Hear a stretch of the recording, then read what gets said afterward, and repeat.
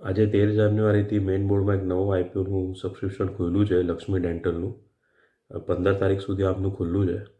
IPO size સારી છે, 698.06 કરોડ.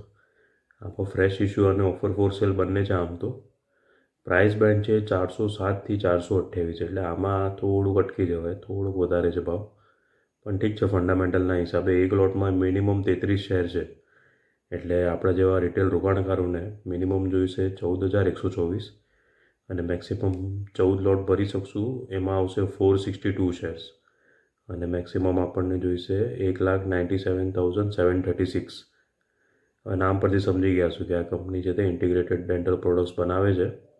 બહુ બધા પ્રોડક્ટ છે આમના. ટેગલેસ બ્રાન્ડથી કંપની બધા પ્રોડક્ટનું વેચાણ કરે છે. આમની 6 મેન્યુફેક્ચરિંગ ફેસિલિટી છે. 3 છે તે મુંબઈના મીરા રોડમાં જ છે, 2 છે તે બોઈસરમાં છે અને 1 કોચીમાં છે.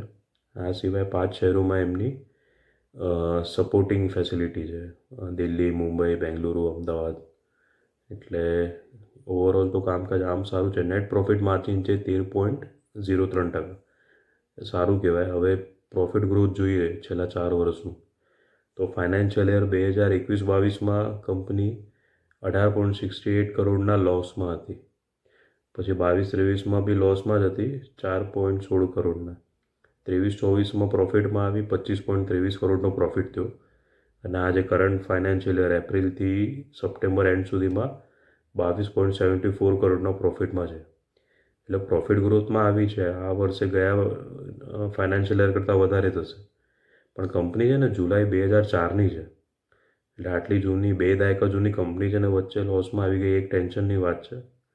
બીજું, આઈપીઓના જે પૈસા આવશે એનાથી કંપની અમુક લોન ચૂકવશે, એમની સબસિડિયરીઓ છે એમાં ઇન્વેસ્ટ કરશે અને અમુક નવા મશીનરી ખરીદવાની છે એમ એમણે કીધું છે. હવે આ લોંગ ટર્મ માટે સારું કહેવાય. શોર્ટ ટર્મમાં એકદમ જ હાઈપ આવશે એવી શક્યતા ઓછી છે. ગ્રે માર્કેટમાં 37% પ્રીમિયમ છે, એટલે એક રીતે સારું છે. ભરવું હોય તો ભરી શકાય. મેઇન બોર્ડ છે, કાંઈ પૈસા અટકેલા નહીં રહે.